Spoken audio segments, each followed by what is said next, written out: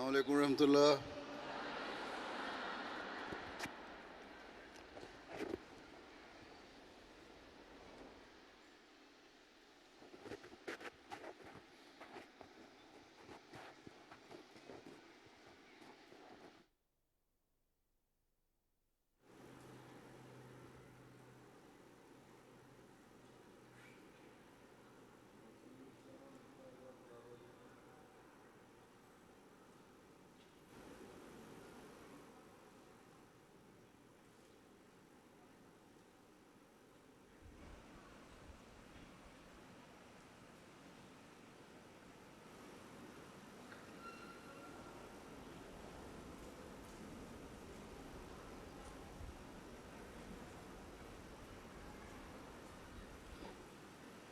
نوشین اسلام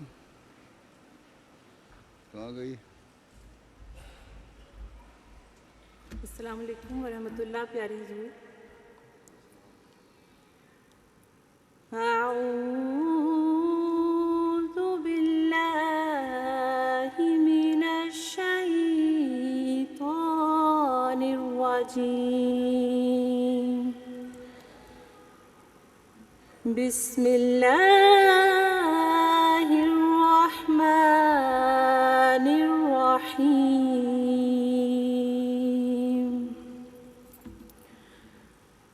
قل للمؤمنین یغضوا من ابصارهم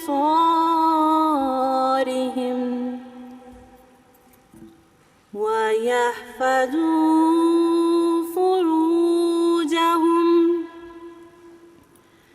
ذلك أزكى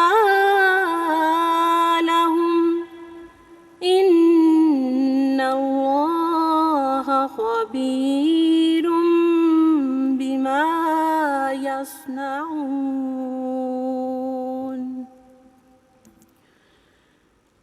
وقل للمؤمنات يغضضن من أبصارهن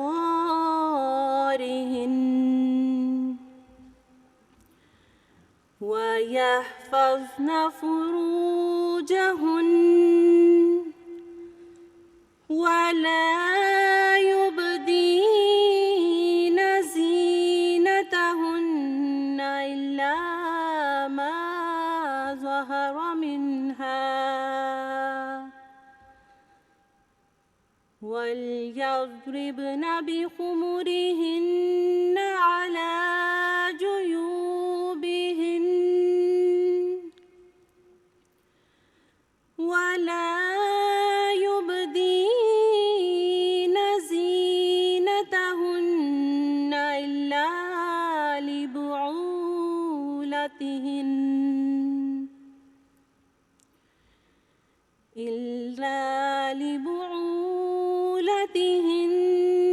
أو آبائهن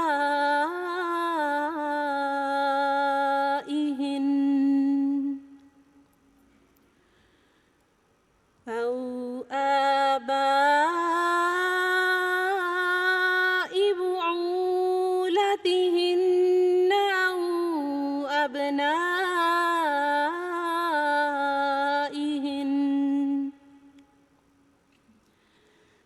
أو أبناء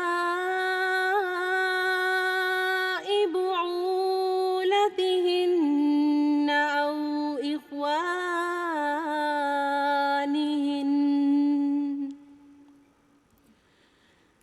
أو بني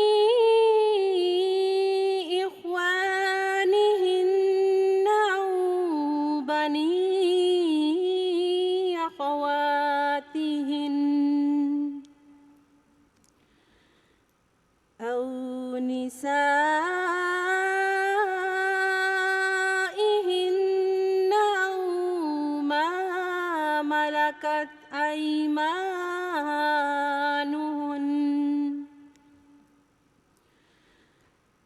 أو ما ملكت أيمانهن أو التابعين غير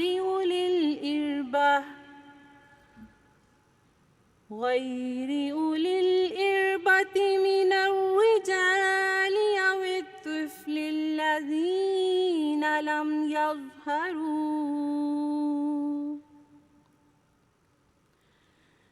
الذين لم يظهروا على عورات النساء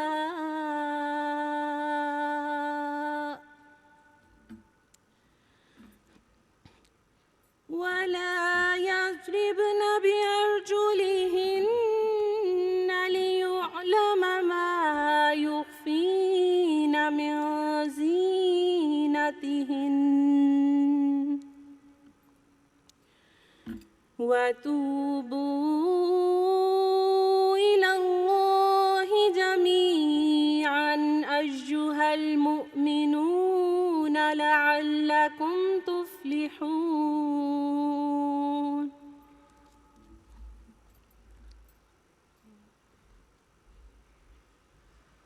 ترجمہ ہمار نور الہدیٰ. السلام علیکم پیارے حضور.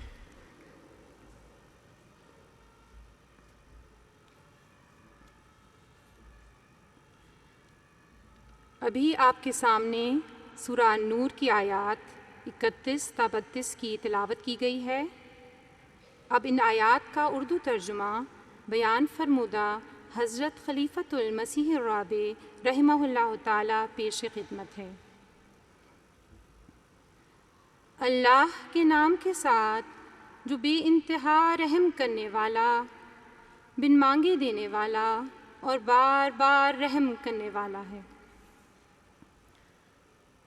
مومنوں کو کہہ دے کہ اپنی آنکھیں نیچی رکھا کریں اور اپنی شرمگاہوں کی حفاظت کیا کریں. یہ بات ان کے لیے زیادہ پاکیزگی کا موجب ہے. یقیناً اللہ جو وہ کرتے ہیں اس سے ہمیشہ باخبر رہتا ہے.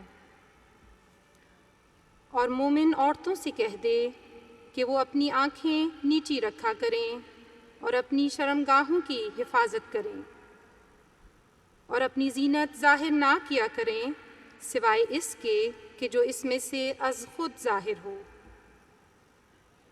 اور اپنے گریبانوں پر اپنی اوڑھنیاں ڈال لیا کریں اور اپنی زینتیں ظاہر نہ کیا کریں مگر اپنے خاوندوں کے لیے یا اپنے باپوں یا اپنے خاوندوں کے باپوں یا اپنے بیٹوں یا اپنے بیٹوں کے لیے یا اپنے خاوندوں کے بیٹوں کے لیے یا اپنے بھائیوں یا اپنے بھائیوں کے بیٹوں یا اپنی بہنوں کے بیٹوں یا اپنی عورتوں یا اپنے زیر نگی مردوں کے لیے یا مردوں میں ایسے خادموں کے لیے جو کوئی جنسی حاجت نہیں رکھتے، یا ایسے بچوں کے لیے جو عورتوں کی پردہ دار جگہوں سے بے خبر ہیں، اور وہ اپنے پاؤں اس طرح نہ ماریں کہ لوگوں پر وہ ظاہر کر دیا جائے جو عورتیں عموماً اپنی زینت میں سے چھپاتی ہیں.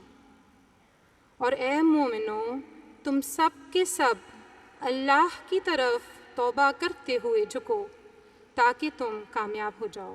جزاکم اللہ. جزاک اللہ. انیکا شاکر صاحبہ نظم.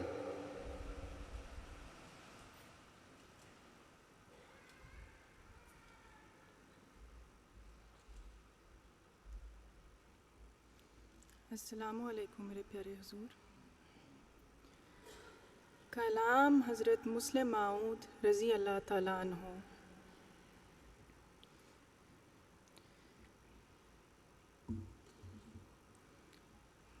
بڑھتی رہے خدا کی محبت، خدا کرے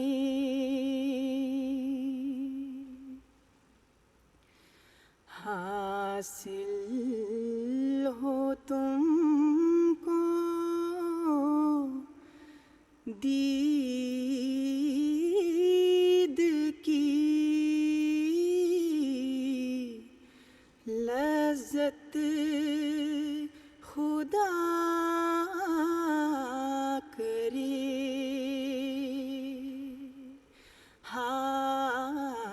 حاصل ہو تم کو دید کی لذت خدا کرے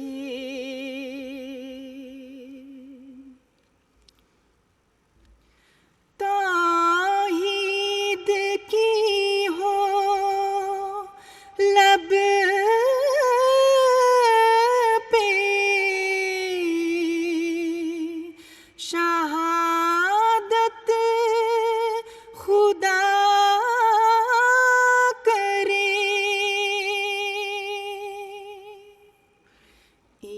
ایمان کی ہو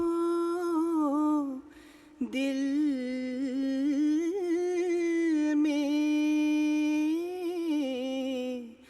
حلاوت خدا کرے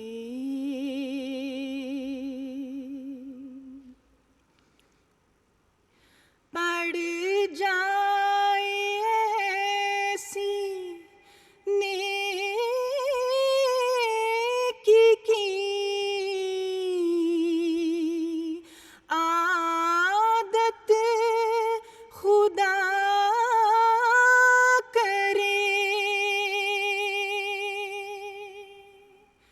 سرزد نہ ہو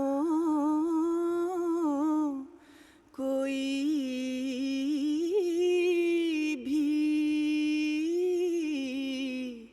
شرارت خدا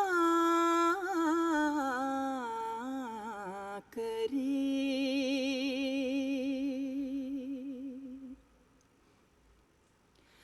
حاکم رہے دلوں پہ شریعت خدا کرے حاصل ہو مصطفیٰ کی رفاقت خدا کرے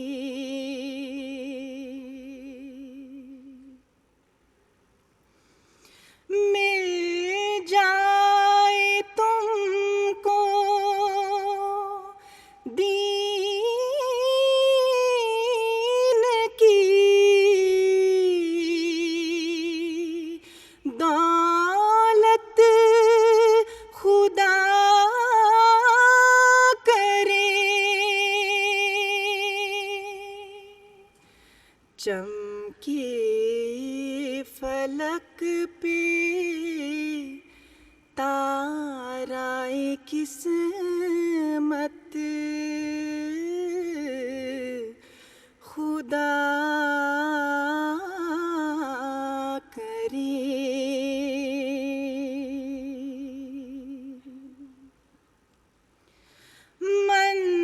منظور ہو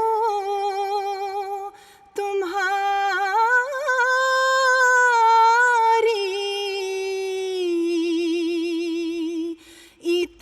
اطاعت خدا کرے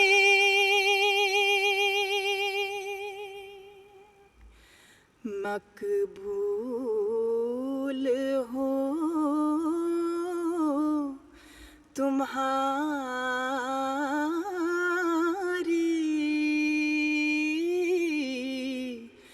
عبادت خدا کرے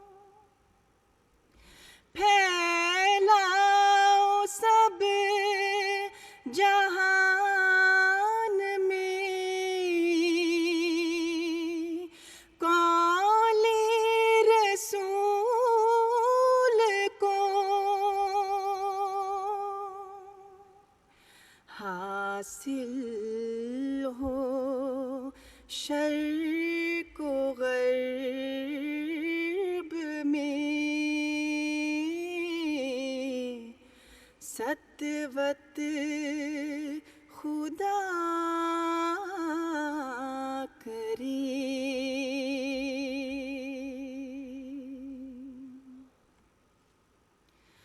تبلیغ دین و نشر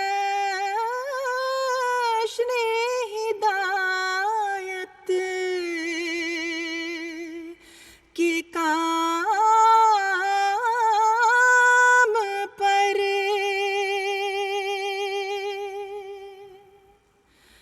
مائل رہے تمہاری طبیعت خدا کرے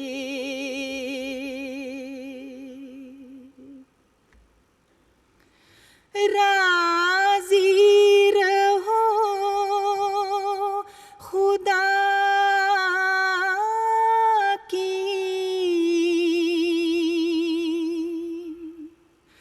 راضی رہو خدا کی قضا پر ہمیش تم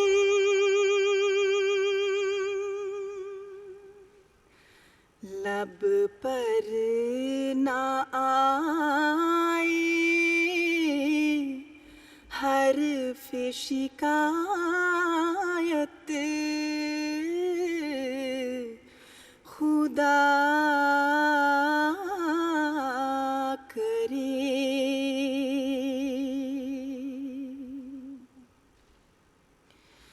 قرآن پاک ہاتھ میں ہو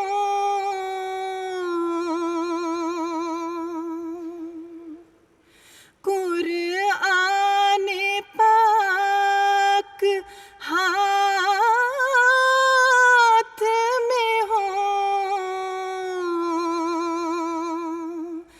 دل میں نور ہو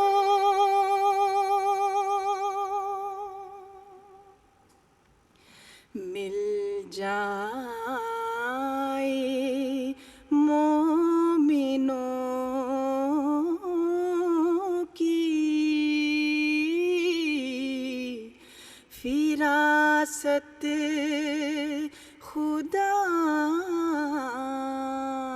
کرے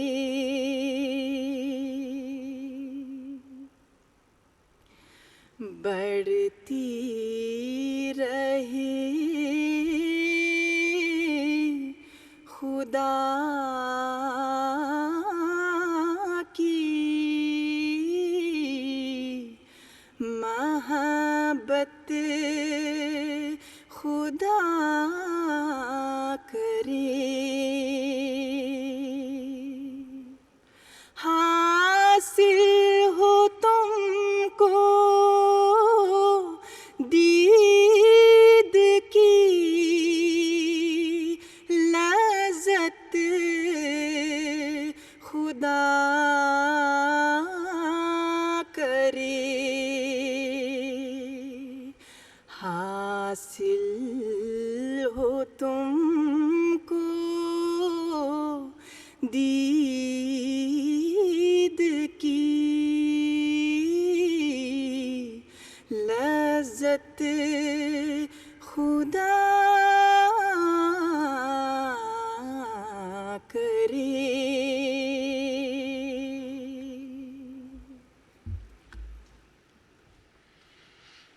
جزاک اللہ. سیکرٹری امور طالبات رپورٹ تعلیمی میدان میں کامیابیوں کی. بسم اللہ الرحمن الرحیم. پیارے آقا السلام علیکم ورحمۃ اللہ وبرکاتہ۔ اللہ تعالیٰ کے فضل سے اب ان خوش نصیب طالبات کے نام پیارے آقا ید اللہ تعالیٰ بنصرہ العزیز کی خدمت میں پیش کیے جائیں گے، جنہوں نے 2019 تا 2023 میں نمایاں تعلیمی کارکردگی دکھاتے ہوئے اپنی تعلیم مکمل کی ہے۔ سالانہ اجتماع کے موقع پر 2019 سے جون 2023 کی طالبات نے اپنی اسناد اور انعامات وصول کر لیے ہیں، بقیہ طالبات انشاءاللہ اگلے اجتماع پر وصول کریں گی۔ 13 طالبات نے اللہ کے فضل سے 2 ڈگریز حاصل کرنے کی توفیق پائی ہے۔ اب ان طالبات کے نام پیش ہیں جنہوں نے پی ایچ ڈی کی ہے: ڈاکٹر ملیحہ صدف ملک بلشٹیٹ، doctor Sadia Butt Weingarten, doctor Bariya Bajwa Göttingen, doctor Hibat ul Noor Afshan Mahmood Bad Soden, doctor Ayesha Munawar Ahmad Aachen, doctor Lana Zirvi Wandsbek, doctor Nighat Ahmad وافیلڈن، doctor Tahira Mubashir Erzhausen, doctor Rida Ahmad Mörfelden. اب خاکسار ان طالبات کے نام پڑے گی جنہوں نے اعلیٰ نمبروں پر اسٹیٹ ایگزامینیشن کیا ہے: ثانیہ خان شپایہ، صبا احمد بٹ کھیل، سمرہ مصطفیٰ امن ہاؤزن، نائلہ کوثر شاکر اوسنابرک، عروسہ نادین احمد باد فیلبر، نادیہ احمد چیمہ منشن، صوبیہ شکور بھٹہ کھیمپٹن، ڈاکٹر ردا احمد میرفیلڈن، مبارکہ انیس اولپر، فخر النساء احمد ناؤہائم، نیلوفر احمد فرائنسہائم، سلمہ مبارکہ گرایا مائنز، سیدہ صوفیہ نور عباسی فرانکفرٹر بیرگ، نیدا رانجا فنکشٹاٹ، عاطفہ احمد فریڈبیک ویسٹ، ہیرا خان لانگن زیلبولڈ، نیدا ہینا احمد وارفیلڈن، نوشین احمد فرانکفرٹ گریسہائم، نائلہ طاہر ناصر ہوگسٹ، لبنہ رزاق بیت الرشید، سلمہ احمد شٹائنباخ، تحریم احمد ہاؤزن، زیرہ ورلی لیوڈنشائٹ، حسنہ شمس فریدرچسدورف، سیدہ صوفیہ نور عباسی فرانکفرٹر بیرگ، ماہا خواجہ نو ایزنبرگ، عاطفہ احمد فریڈبیک ویسٹ، سونیا سمرین احمد فولڈا، فریحہ افضل فریڈبیک مٹر، شاہدہ قمر احمد بیت الصبو نورد، باریہ قمر ہیربورن، زوہا احمد فلرسہائم، یاسمین فروہ عباسی لانگن، عائشہ کالون جریولہ درائے عائش، بشرا عباسی گولڈشٹائن، انیلہ امتیاز ہنوفہ، سائمہ احمد سروہ نور مشے، سائرہ افضل گروسگراؤ آف ایش، ثنا ورائچ اکمل راؤنہائم نورد، رحیلہ احمد مرزا نور مشے، مناہل خواجہ الٹنشٹاٹ، امت المصور ظفر کوپلینس، عطیہ احمد فریڈبیک ویسٹ، صوفیہ احمد جنجوہ درائے عائش، رمشہ منصور میرفیلڈن، شبرا ایمان خواجہ برلین۔ پیارے آقا ید اللہ تعالیٰ بنصرہ العزیز، ماسٹرز میں نمایاں کارکردگی حاصل کرنے والی طالبات کے نام پڑھے جائیں گے: ثانیہ ناصر بٹ پھنبیرگ، ثنا ہبش نور مشے، Saba Khawaja Neu Isenburg, Khansa Tanveer Bruchköbel, Mahjubeen Ahmad فریڈبیک ویسٹ، فریہ خان احمد نورڈہائم، رافیہ محی الدین غوٹکاؤ، امت المصور سعید ہامبورگ زا، لبنہ رزاق بیت الرشید، صبا متین شٹائنباخ، انم حیدر غوٹکاؤ، نمود سحر احمد نیونبرگ، ہیرا رحمان بٹ ایسلنگن، وفا ناصر بٹ پھنبیرگ، نبیلہ بشرا ڈورنہائم، زوہا بابر ہائلبرون، طاہرہ بھٹی زویسٹ، سدرہ بشیر ناصر باغ، مدیہ الیاس رسلسہائم نورڈ، ماہا خان ہوزم، نایاب مجید پھنبیرگ، رابعہ پرویز میولہائم رور، نیدا احمد ہیرش بروخ-کھوبل، نیدا احمد برلین، نازش رانا احمد غوٹکاؤ، ہما رحمان یسٹربرگ، قدسیہ طارق کنگ ناؤہائم، منزہ پرویز ہوفہائم، شمائلہ مظفر خان پھنبیرگ، لبنہ خان ایڈلشٹیٹ، تنزیلہ خان بورکن، میمونہ متین شٹائنباخ، ہانیہ رباب انور ہوفہائم، ربیہ احمد کھابن، عافیہ ادریس آخن، سجیلہ حسین مہدی آباد، عذرا افتخار گپنگن، عطیہ قادر گمن گپنگن، انیلہ احمد ریکلنگ ہاؤزن، امامہ احمد بابن ہاؤزن۔ اب ان طالبات کے نام ہیں جنہوں نے اعلیٰ نمبروں سے بیچلر کی ڈگری حاصل کی ہے: فوزیہ مبارک احمد نورڈہائم، ملیحہ کومل بٹ مائنٹال، عروسہ احمد بٹلبورن، مریم احمد فرانکنبیرگ، عائشہ احمد بیت الرشید، ثانیہ ناصر بٹ پھنبیک، خنسا تنویر برخ-کھوبل، منزہ پرویز ہوفہیم، فریحہ سعادت احمد مابوک، شمائلہ احمد مونٹھاباوا، پاریہ احمد بیت الصبو زوٹ، ہبہ میر فضل عمر مرشے اوست، تمثیلہ خان غسلسheim نورد، نبیلہ شاہد اوسکیرشن، ramen Malik ہائلبرون، منزہ but Ahmad شٹوٹگارٹ، یاسمینہ Waqar وائپلنگن، Maha Khan ہوزم، Tanzeela Khalid غسلسheim Ust, Syeda Farah Noor Abbasi فرانکفرٹ بیرگ، Hania Malik گنسheim، Sameera Khokhar شلیسوک، Saba Khawaja Neu ایزنبرگ، منہال Ahmad برخسال waste, آنسا Maria Adnan غاؤنہائم زوڈ، امت المصور سید ہمبرگ زا، ماریہ گیسلا بیت الصبو نورد، خولا ایاز مابوک، شائستہ احمد گروسگراؤ زوڈ، پوروا عروج کاشف کالون غاؤنہائم زوڈ، مفیسہ مبارک شویتسنگن، ماریہ راؤف لونبرگ، شہنیلہ احمد غائشلسheim، منیبہ احمد وانسبیک، مائرہ احمد گنہائم، سحر نوید الٹونا، رشمہ مرزا ہنوفہ، فرخندہ احمد عائش ورمز، شمائلہ افضل ہنوفہ، انم رزاق غالشٹت، سمیرہ کھوکر وانسبیک، شانزہ ملک ہائلبرون، مریم راجہ بریمن، نایاب مجید پھنبیک، سدرہ بشیر ناصر باغ، دعا خالد بریمن، نتاشا احمد رانا فرانکنبیرگ، امت اللہ چیمہ لاؤٹابون، بشرا عباسی گولڈسٹائن، طاہرہ احمد فورٹسheim، Kafia Tahir Rana Trebur, Ramin Mubarak Pinneberg, Fariha Nasir Javed Weingarten, Ayesha Ahmad Butt Gross Gerau Süd, Mehwish Abbas Montabaur, Zara Rauf Nawaz Lüneburg, Nabila Rehman Baitus Sabuh نورد۔ ابیٹور میں اعلیٰ نمبر والی طالبات ہیں باریہ احمد مائنز، عائشہ شہزاد بریمہافن، اینا احمد لامپٹہائم، زوہا خان اوسنابرک، حالہ ساجد منسٹر، نیدا احمد دارمسٹاڈ گریسheim، صوفیہ احمد گنسheim، معروف بٹ لیہائم، ثنا احمد لامپٹہائم، فرحانہ نصیر احمد فیولسبٹل، ماہا ناصر ملک روڈامارک، پلوشہ قمر ضیاء گنسheim، عاتکہ رشید کھلن، حرمین احمد لیورکوزن، تحسین افضل بریمن، مبارسہ ماجد فرانکفرٹ گریسheim، باسمہ افضل ایشاسheim، ثنا احمد موسبخ، جاذبہ احمد بٹ ایبنگن، لوت مومنہ مشتاق نور مرشے، عافیہ بٹ برخسال اوست، اسرا احمد ویسبادن زوڈ۔ آخر میں انٹرنیشنل طالبات کے نام پیش کیے جائیں گے۔ طوبہ احمد بٹ ترکی، Naila Najam USA، Manahil Ahmad Austria, Amna Qamar Kalla Switzerland, Amat ul Rafiq کلہ Switzerland, ہبۃ الحی سعیدہ عطا جارجیا، آمنہ شفقت چیک Republic, Rushda Shafiq Butt Hamburg, Ramla Sanobar Erfurt, Samira Kalla Switzerland, Aliza Mustafa Bremen, Maliha Saqib Burkina Faso, Fariha Nusrat Jahan ٹھانوتسا سوئٹزرلینڈ، مایا احمد برلن۔ پیارے آقا ید اللہ تعالیٰ بنصرہ العزیز کی خدمت میں تمام طالبات کے لیے دعا کی عاجزانہ درخواست ہے۔ جزاک اللہ واحسن الجزا۔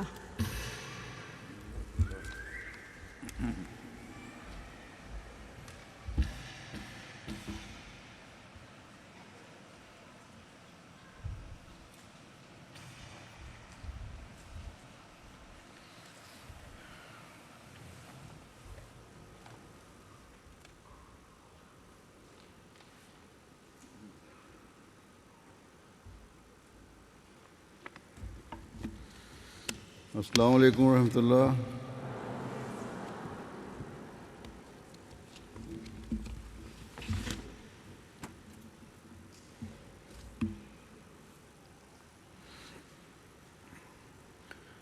أشهد أن لا إله إلا الله وحده لا شريك له وأشهد أن محمدا عبده ورسوله أما بعد فأعوذ بالله من الشيطان الرجيم بسم الله الرحمن الرحيم الحمد لله رب العالمين الرحمن الرحيم مالك يوم الدين إياك نعبد وإياك نستعين اهدنا الصراط المستقيم صراط الذين أنعمت عليهم غير المغضوب عليهم ولا الضالين.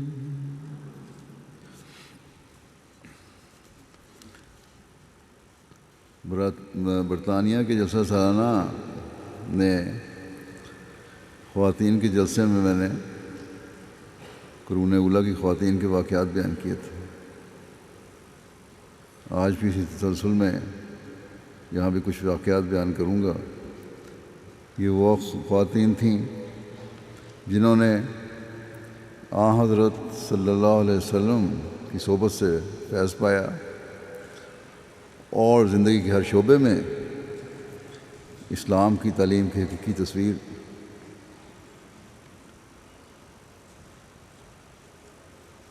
پیش کرنے کی کوشش کی، چاہے وہ اللہ تعالیٰ کی اطاعت ہے یا عبادتوں کے معیار ہیں یا بنیادی گھریلو معاشرتی ذمہ داریاں ہیں، بچوں کی تربیت ہے، جان مال کی قربانی کے پہلو ہیں، اسلام کی خاطر جرأت و بہادری دکھانے کے مواقع ہیں.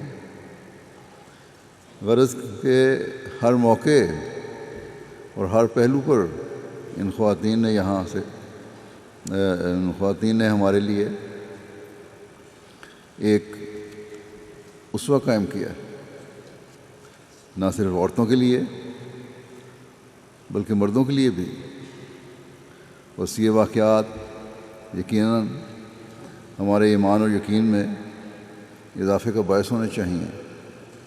انہیں غور سے سنیں اور اپنی زندگیوں کے لیے مثال بنانے کی کوشش کریں.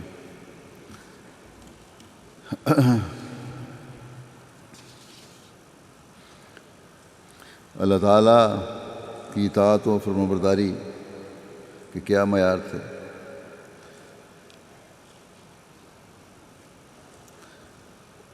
ام المومنین حضرت حفصہ رضی اللہ عنہا کے متعلق حضرت جبرائیل نے فرمایا کہ انہا صوامۃ قوامہ، یعنی وہ بہت زیادہ روزے رکھنے والی اور بہت زیادہ قیام یعنی رات کی عبادت کرنے والی تھی. یہ ان کے نمونے تھے.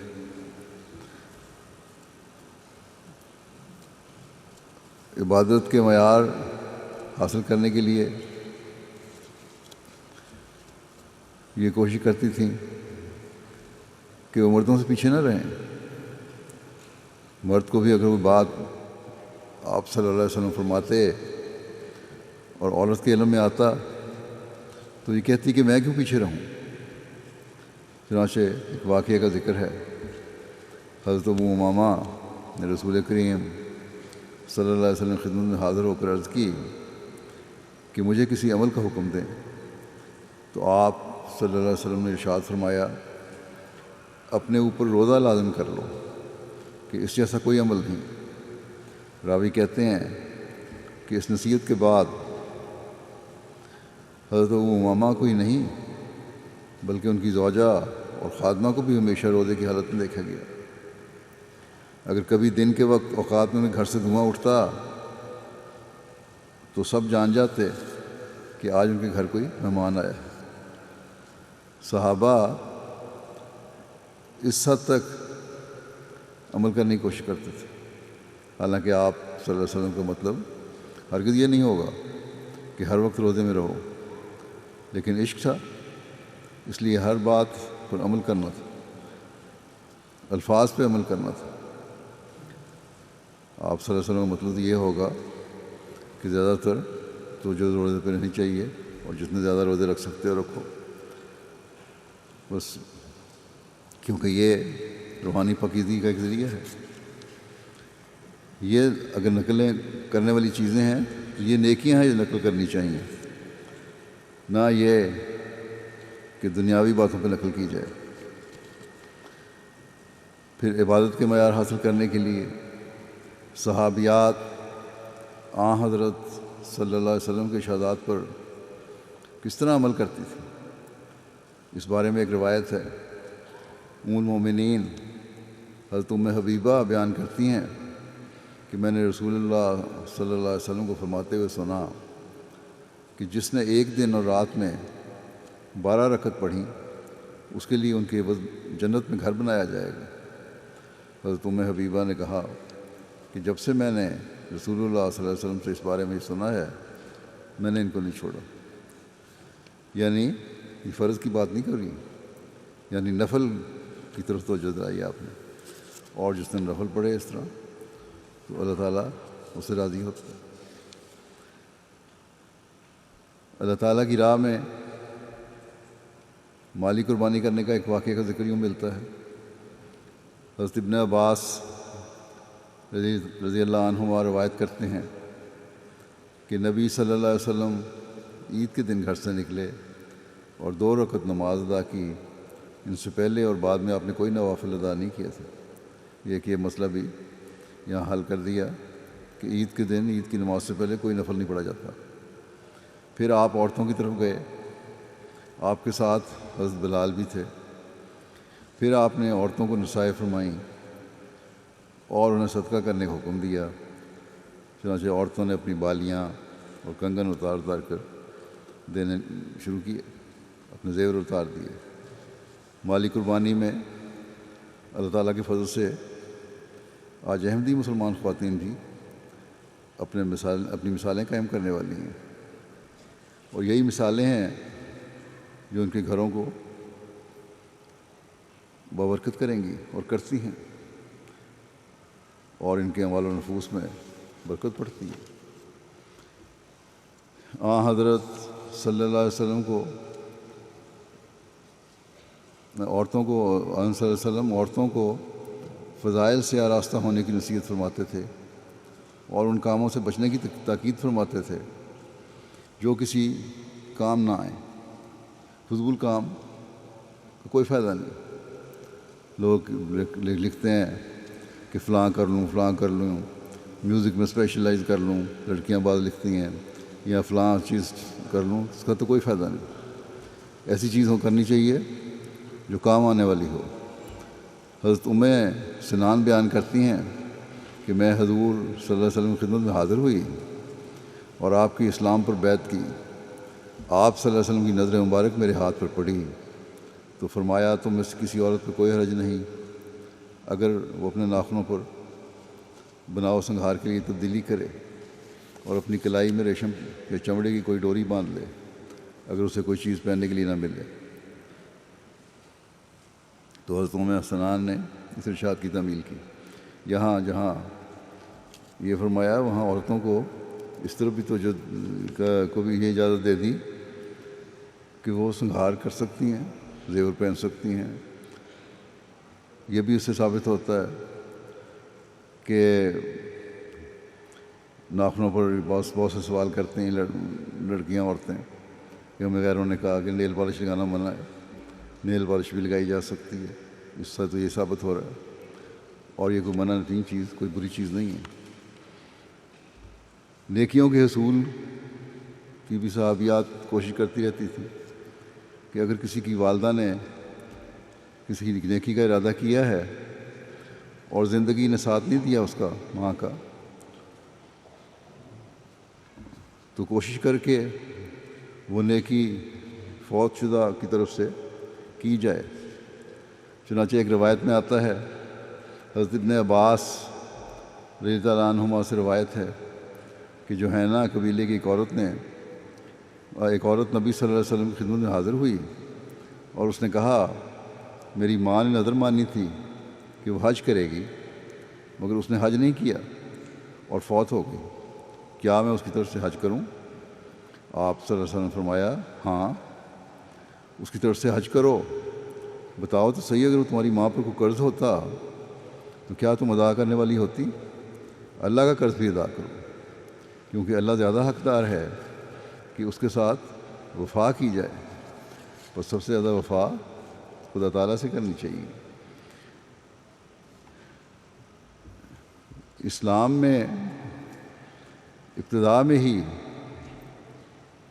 جن کو شہادت کا مقام حاصل ہوا، تاریخ میں لکھا ہے کہ ایک خاتون بھی ان میں شامل تھی، چنانچہ اس کی تفصیل میں لکھا ہے حضرت سمیہ بنت مسلم نے اسلام قبول کیا تو ان کو کفار نے طرح طرح کی اذیتیں دینا شروع کر دی۔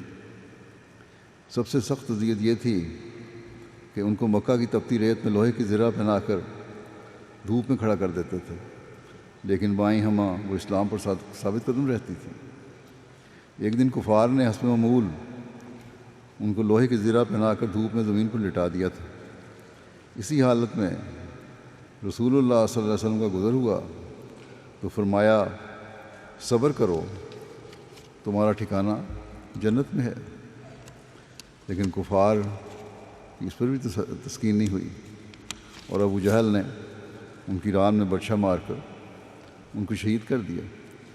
چنانچہ اسلام میں یہ بھی تاریخ میں بعض جگہ لکھا ہے کہ سب سے پہلے شرف شہادت انہی کو نصیب ہوا۔ بچوں کی بھی ایک حوصلے سے قربان اللہ تعالیٰ کی راہ میں قربان کرنے والی خواتین کا نمونہ بے مثال ہے۔ اس بارے میں تاریخ میں ایک واقعہ کا یوں ذکر ملتا ہے، حضرت عبداللہ بن زبیر جب حجاج سے معرکہ ہوا تو ان کی والدہ حضرت اسماء رضی اللہ عنہا بیمار تھیں۔ وہ ان کے پاس آئے اور مزاج پرسی کے بعد بولے کہ مرنے کے بعد میں آرام ہے۔ جب ایسے حالت دیکھی ماں کی تو تسلی دی انہوں نے، تو اب انہوں نے کہا آگے سے کہ شاید تم کو میرے مرنے کی آرزو ہے، لیکن جب تک دو باتوں میں سے ایک نہ ہو جائے میں مرنا پسند نہ کروں گی۔ باتیں دو کیا ہیں؟ یا تو تم شہید ہو جاؤ اور میں صبر کر لوں، یا فتح و ظفر حاصل کرو کہ میری آنکھیں ٹھنڈی ہوں۔ چنانچہ جب وہ شہید ہو چکے تو حجاج نے ان کو سولی پر لٹکا دیا۔ حضرت اسماء رضی تعالیٰ عنہا باوجود پیرانہ سالی کے یہ عبرتناک منظر دیکھنے کے لیے آئیں، اور بجائے اس کے کہ روتی پیٹتی ہیں، حجاج کی طرف مخاطب ہو کر کہا کہ اس سوار کے لیے ابھی تک وہ وقت نہیں آیا کہ اپنے گھوڑے سے نیچے اترے، یعنی بڑی جرأت سے اس کی تعریف کی۔ پھر حضرت صلی اللہ علیہ وسلم کی حفاظت کی خاطر ظلم سہنے کا ایک واقعہ کا ذکر یوں ملتا ہے۔ ابن اسحاق کہتے ہیں کہ مجھے اسماء بنت ابو بکر رضی اللہ عنہا سے روایت پہنچی کہ انہوں نے کہا کہ جب رسول اللہ صلی اللہ علیہ وسلم اور ابو بکر رضی اللہ عنہ بغرض ہجرت روانہ ہو گئے تو میرے پاس قریش کی ایک ٹولی آئی جس میں ابو جہل بھی تھا، اور آ کر ابو بکر کے دروازے پر کھڑے ہو گئے تو میں ان کی طرف چلی تو انہوں نے کہا اے ابو بکر کی بیٹی، تیرا باپ کہاں ہے؟ میں نے کہا واللہ میں نہیں جانتی کہ وہ کہاں ہے۔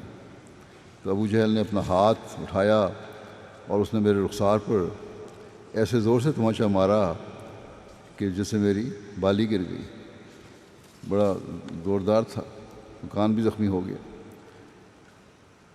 ایک خاتون کو اس کے بیٹے اور خاوند سے علیحدہ کرنے کے ظلم کے واقعہ کا تاریخ میں یوں ذکر ملتا ہے۔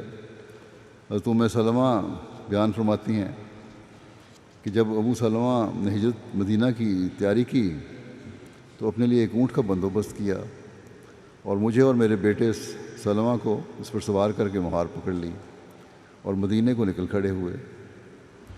جب اسے میرے قبیلے کے لوگوں نے دیکھا تو انہوں نے یہ کہہ کر اسے روکا کہ یہ تیری خواہش ہے کہ جس نے تجھے ہجرت پر مجبور کیا ہے۔ رہا معاملہ تیری زوجہ کا تو وہ کیوں گھر کو چھوڑے اور کیوں تو اسے شہروں میں لیے پھرے؟ اس پر انہوں نے اونٹ کی مہار اس کے ہاتھ سے چھین لی عورت کے رشتہ داروں نے، اور کہتی ہیں کہ مجھے پکڑ لیا اور اس صورتحال سے بنو عبد اسد بفر گئے اور سلمہ کا رخ کیا اور کہنے لگے کہ ہم اپنے بیٹے کو اس کی ماں کے پاس نہیں رہنے دیں گے جب تک تم اس کی بیوی کو شوہر سے جبکہ تم نے اس کی بیوی کو شوہر سے چھین لیا ہے۔ چنانچہ ابو سلمہ کے اہل قبیلہ نے میرے بیٹے سلمہ کا ہاتھ پکڑ لیا اور اس اپنے ساتھ لے گئے۔ بیوی کو، عورت کو اس کے میکے والے لے گئے اور اس عورت کے پاس جو بچہ تھا اس کو اس کا دھیال لے گیا۔ کہتی ہیں مجھے میرے قبیلے والوں نے قابو کر لیا اور میرا شوہر ابو سلمہ مجھے چھوڑ کر مدینے چلا گیا اور اس طرح ہم تینوں ایک دوسرے سے جدا ہو گئے۔ کہتی ہیں میری یہ حالت تھی کہ میں روزانہ صبح اٹھ کر ابتا کے مقام پر آ جاتی اور شام تک وہاں روتی رہتی۔ کم و بیش 1 سال اسی حال میں گزر گیا تاکہ ایک دن ایک شخص جس کا تعلق بنی مغیرہ سے تھا وہاں سے گزرا اور اسے میری حالت پر رحم آ گیا۔ اس نے میرے قبیلے سے کہا کیا تم اس بے بس عورت کو چھوڑنے پر آمادہ نہیں ہو؟ تم نے اسے خامد اور بیٹے ہر دو سے جدا کر دیا۔ چنانچہ میرے اہل قبیلہ نے اجازت دے دی اور کہا کہ اگر تم چاہتی ہو تو اپنے شوہر کے پاس جا سکتی ہو۔ اسی دوران میں بنو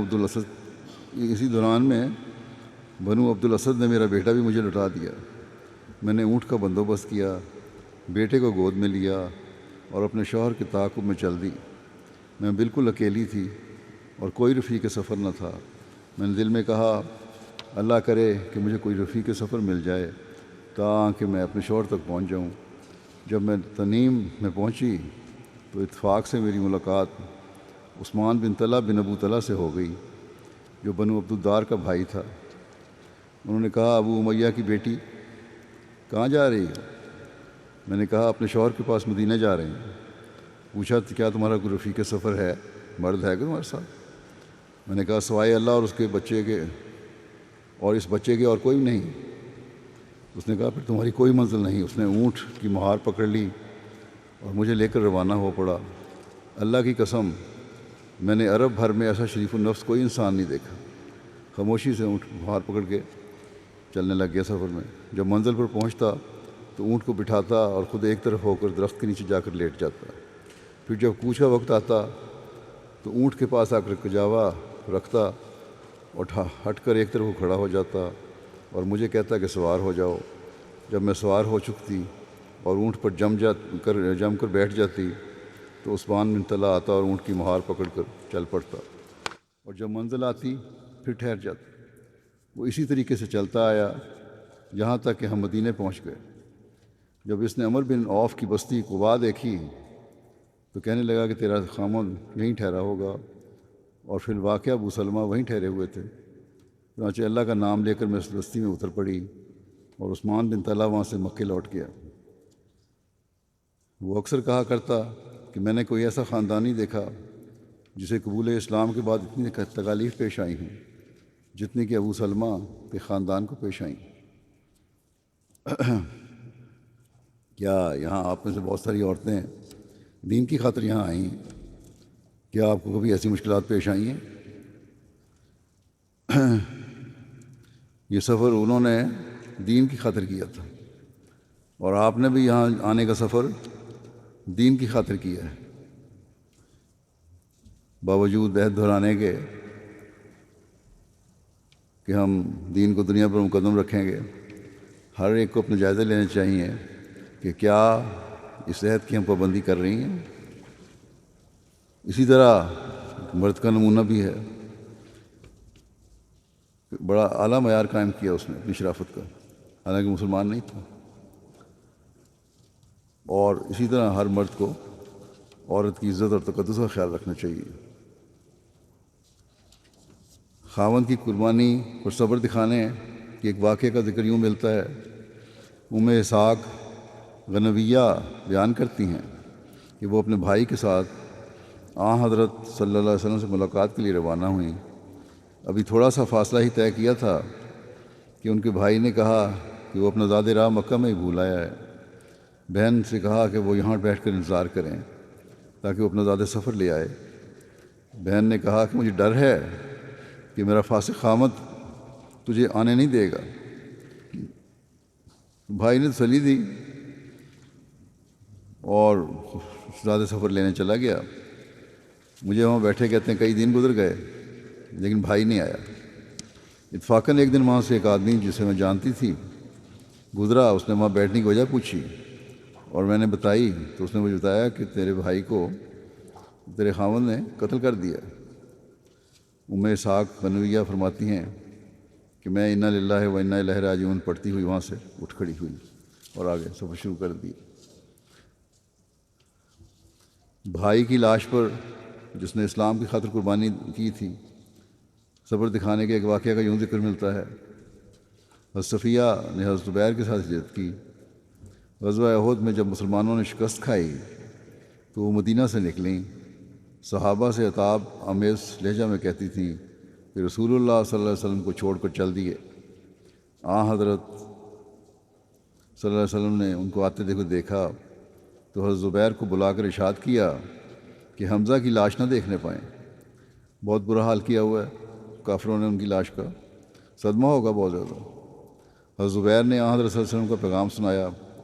انہوں نے کہا کہ اپنے بھائی کا سارا ماجرا سن چکی ہوں، میں جو کچھ کیا ہے کافروں نے سب کچھ مجھے پتہ ہے، لیکن خدا کی راہ میں یہ کوئی بڑی قربانی نہیں۔ حضرت صلی اللہ علیہ وسلم نے لاش دیکھنے کی اجازت دے دی انہیں۔ لاش پر گئیں، خون کا جوش تھا اور عزیز بھائی کے ٹکڑے بکھرے پڑے ہوئے تھے، لیکن انا للہ و انا الیہ راجعون کہہ کر چپ ہو گئیں اور مغفرت کی دعا مانگی۔ ایک نوجوان لڑکی کی ایمانداری اور اللہ تعالیٰ کے خوف کا ایک اعلیٰ معیار تھا۔ اس بارے میں ایک واقعہ کا ذکر یوں ملتا ہے۔ حضرت اسلم سے مروی ہے جو حضرت فاروق کے آزاد کردہ تھے کہ بعض راتوں میں سے ایک رات میں امیر المومنین کے ساتھ مدینہ کے اطراف میں پھر رہا تھا۔ آپ نے ایک گھڑی کے لیے استراحت کی غرض سے ایک دیوار کی جانب سہارا لیا۔ آپ نے سنا کہ ایک بڑھیا اپنی بیٹی سے کہہ رہی ہے کہ اٹھ دودھ میں پانی ملا دے۔ لڑکی نے کہا آپ جانتی نہیں کہ امیر المومنین کے منادی نے اعلان کیا ہے کہ دودھ میں پانی نہ ملایا جائے زیادہ کرنے کے لیے۔ ماں نے کہا کہ نہ اس وقت امیر المومنین موجود ہیں اور نہ اس کا منادی، کوئی دیکھ نہیں رہا مردوں میں سے۔ لڑکی نے کہا کہ خدا کی قسم یہ بات تو ہمارے لیے مناسب نہیں ہے، سامنے تو ہم ان کی اطاعت کریں اور خلوت میں نافرمانی کریں۔ یہ تھے لڑکیوں کے معیار کہ صرف سامنے اطاعت نہیں کرنی، اگر حکم ہے، اگر دین کو قبول کیا ہے تو پھر خلیفہ وقت کی باتوں کی ہمیشہ اطاعت کرنے کی ضرورت ہے۔ حضرت عمر یہ سن کر بہت خوش ہوئے اور فرمایا اے اسلم اس مکان پر نشان لگا دو۔ اب دیوار کے کنارے بیٹھے سن رہے تھے۔ دوسرے دن آپ نے کسی کو بھیجا اور اس لڑکی کا رشتہ اپنے بیٹے عاصم سے کر دیا کہ ایسی نیک لڑکی جو اتنا خیال رکھتی ہے کہ ایمانداری کا، کہ خدا دیکھ رہا ہے ہمیں، اس لیے ہم نے کوئی برائی نہیں کرنی۔ اس سے عاصم کی سے شادی کر دی اپنی، اور پھر ان کی اولاد بھی ہوئی، اور یہ کہا جاتا ہے کہ حضرت عمر بن عبدالعزیز اسی لڑکی کی اولاد میں سے تھے۔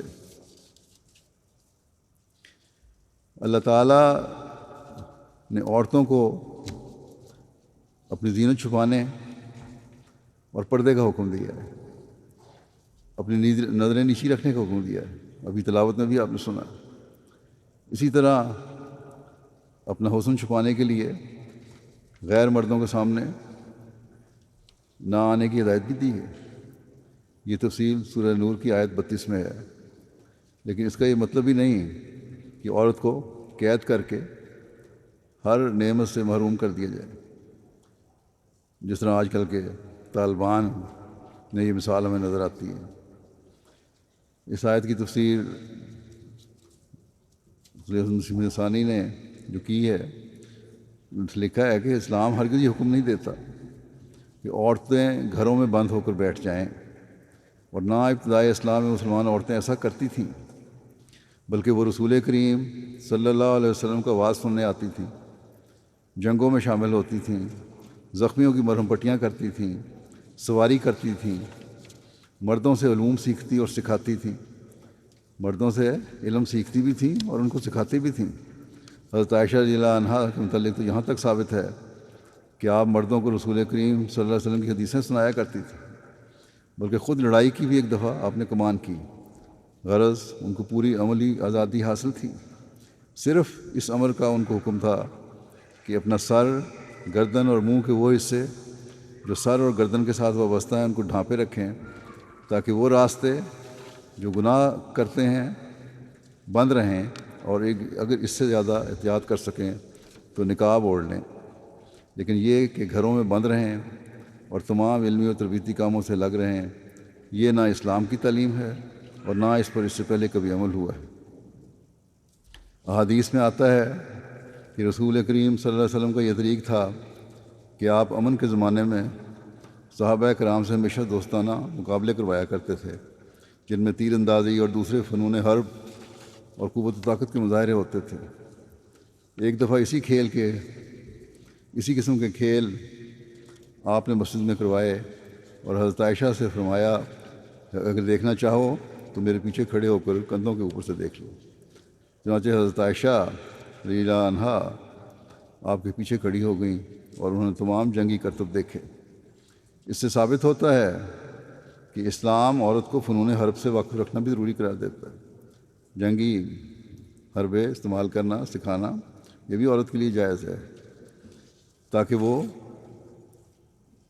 وقت پر وہ اپنی اور اپنے ملک کی حفاظت کر سکے۔ اگر اس کا دل تلوار کی چمک سے کانپ جاتا ہے یا بندوق اور توپ کی آواز سن کر خشک ہو جاتا ہے تو وہ اپنے بچوں کو خوشی سے میدان جنگ میں جانے کی اجازت نہیں دے سکتی، اور نہ دلیری سے خود ملک کے دفاع میں حصہ لے سکتی ہے۔ ہندوستان میں مغلیہ حکومت کی تباہی صرف عورت کی بزدلی اور مرد کی بے جا محبت کی وجہ سے ہوئی ہے۔ یہاں اس زمن میں یہ بھی وضاحت کر دوں، کچھ عرصہ ہوا میں نے کہا تھا کہ برقع پہننا اور نقاب لینا تو اسلام کا نہیں ہے، لیکن اسلام کا حکم چادر لینا ہے۔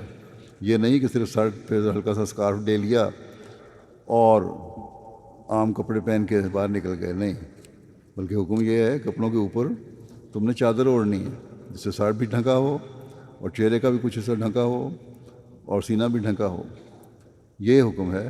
اور اس کے ساتھ پھر آزادی ہے کہ ٹھیک ہے تم سارے کام کرو باہر نکل کے، یہ نہیں کہ پردہ چھوڑ دو اور کہہ دو کہ میں نے کہہ دیا تھا کہ جی برقع لینا ضروری نہیں ہے اس لیے ہلکا سا اسکارف سر پہ لیا اور جائز ہو گیا۔ اس بات کی بھی وضاحت ہونی چاہیے۔ ساس بہو کی مثالیں بہت دی جاتی ہیں۔ عموماً ساس بہو کے تعلقات مکمل طور پر پیار اور محبت کے نہ ہونے کی باتیں سامنے آتی ہیں، تاہم ایک ایسی مثالیں بھی ہیں اور آج بھی ایسی مثالیں ہمارے سامنے آتی ہیں جو آپس کے بڑے اچھے تعلقات ہیں، لیکن اس کی اعلیٰ ترین مثال ہمیں تاریخ اسلام میں حضرت فاطمہ کی ملتی ہے۔ حضرت فاطمہ بنت اسد جو حضرت علی کی والدہ تھیں، حضرت علی کی والدہ کا نام بھی فاطمہ تھا، اور حضرت فاطمہ بنت رسول صلی اللہ علیہ وسلم کی ساس تھیں۔ یہ حضرت فاطمہ اپنی ساس کو حقیقی ماں تصور کرتی تھیں اور ان کی خدمت کرتی تھیں۔ حضرت فاطمہ جب گھریلو امور سے فراغت پاتی تو ان کی ضروریات کی تکمیل کرتی، انہیں زیادہ کام نہ کرنے دیتی، ان کو آرام پہنچانے کی کوشش کرتی، ان کے کپڑے دھوتی، انہیں کھانا کھلاتی، ان کا بستر صاف کرتی اور بچھاتی، اور اگر کوئی ان کے ذمہ ہوتا تو اس میں بھی ان کی مدد کرتی۔ حضرت علی کی والدہ حضرت فاطمہ بنت اسد کا خود بیان یہ ہے کہ جس قدر میری خدمت فاطمہ نے کی ہے شاید ہی کسی بہو نے اپنی ساس کی اتنی خدمت کی ہوگی۔ انہوں نے مزید بیان کیا کہ میری بہو جو حضرت نبی کریم صلی اللہ علیہ وسلم کی بیٹی ہے بہت زیادہ خدمت گزار ہے اور مجھے حقیقی ماں تصور کرتی ہے۔ اب یہ تھے ساس بہو کی خدمت کا واقعہ ہے۔ اب گھروں کو سنبھالنا عورتوں کا کام ہے، نہ یہ کہ اور مردوں کو کام یہ ہے کہ باہر جائیں اور کمائی کریں اور باہر کے معاملات سنبھالیں۔ یہاں بعض دفعہ یہ سوال اٹھ جاتے ہیں کہ ہم نے 2 گھنٹے کام کیا تو 4 گھنٹے مرد بھی کام کرے، 2 گھنٹے عورت بھی کام کرے، یہ چیزیں غلط ہیں۔ ہر ایک کو اپنی ذمہ داری کا احساس ہونا چاہیے، اور جب ذمہ داریوں کا احساس ہوگا تو تبھی گھریلو امن قائم ہوگا اور آپس کے تعلقات بہتر ہوں گے اور بچوں کی صحیح تربیت ہوگی۔ مسلمان عورتوں کی جرأت و بہادری کے بھی بہت سے واقعات تاریخ میں ملتے ہیں۔ چنانچہ حضرت خولہ بنت ازور کی شجاعت کا واقعہ تاریخ میں یوں ملتا ہے کہ صحابہ کرام نے جب دیکھا کہ حضرت زرار قید ہو گئے ہیں تو بہت غمگین، ایک جنگ میں تو بہت غمگین اور پریشان ہو گئے۔ انہوں نے کئی دفعہ حملے کیے مگر ان کو چھڑا نہ سکے۔ حضرت زرار کی گرفتاری کی خبر جب حضرت خالد کو پہنچی تو آپ بہت پریشان ہوئے اور ساتھیوں سے رومی لشکر کے متعلق معلومات دے کر حضرت ابو عبیدہ سے مشورہ کیا اور حملے کے متعلق رائے لی۔ اب رومی لشکر ایک ایسا لشکر تھا جس نے یہی سمجھ لیں جس نے آج کل امریکہ کی فوج کا مقابلہ ہے۔ حضرت ابو عبیدہ نے فرمایا کہ دمشق کے محاصرے کا معقول انتظام کر کے آپ حملہ کر سکتے ہیں۔ کمانڈر کیونکہ اس وقت حضرت ابو عبیدہ تھے، حضرت خالد نے محاصرہ کا انتظام کرنے کے بعد اپنے ساتھیوں کے ساتھ دشمن کا تعاقب کیا اور ان کو ہدایت کی کہ جیسے ہی دشمن ملے اس پر اچانک حملہ کرنا۔ اگر زرار کو ان لوگوں نے قتل نہ کیا ہو تو شاید ہم زرار کو چھڑا لائیں گے، اور اگر زرار کو شہید کیا ہو تو بخدا ہم ان سے بھرپور انتقام لیں گے۔ حضرت زرار ایسے فوجی تھے، بڑے بہادری سے لڑا کرتے تھے اور ایک پہچان تھی ان کی اسلامی لشکر میں۔ بہرحال حضرت خالد نے کہا مجھے امید ہے کہ اللہ ہم کو زرار کے متعلق صدمہ نہیں دے گا۔ اسی دوران حضرت خالد نے ایک شاہ سوار کو سرخ خندہ گھوڑے پر سوار دیکھا جس کے ہاتھ میں لمبا چونکدار نیزہ تھا۔ اس کی وضع قطع سے بہادری، دانائی اور جنگی مہارت نمایاں تھی اس سوار سے۔ زرہ کے اوپر لباس پہن رکھا تھا، پورا بدن اور منہ چھپا ہوا تھا اور فوج کے آگے آگے تھا۔ حضرت خالد نے تمنا کی کہ کاش مجھے معلوم ہو جائے کہ یہ شاہ سوار کون ہے، واللہ یہ شخص نہایت دلیر اور بہادر معلوم ہوتا ہے۔ حضرت خالد کو سمجھ نہیں آ رہی تھی کون ہے بہادر لوگ، جو شخص جو ہمارے لشکر کے آگے آگے چل رہا ہے۔ سب لوگ اس کے پیچھے پیچھے جا رہے تھے۔ لشکر اسلام جب کفار کے قریب پہنچا تو لوگوں نے اس شاہ سوار کو رومیوں پر ایسے حملہ کرتے دیکھا جس طرح باز چڑیوں پر جھپٹتا ہے، بڑی بہادری سے۔